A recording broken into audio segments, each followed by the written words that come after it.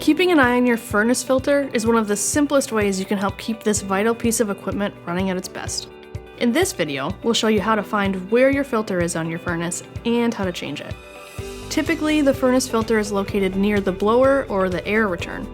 There may be a door covering the filter that you'll need to remove to gain access to the filter itself. Once you've removed the door, simply slide out the filter. Make sure you pay attention to the direction the arrows are facing on the filter in your furnace as you're pulling it out. Then, just slide your new air filter in, ensuring the arrows are pointing in the correct direction, and replace the door if you had to remove one. The arrows on the filter are important because the filter is designed a specific way to trap particles coming from your cold air return and stopping them from entering your furnace again. And that's all it takes to change out the filter in your furnace.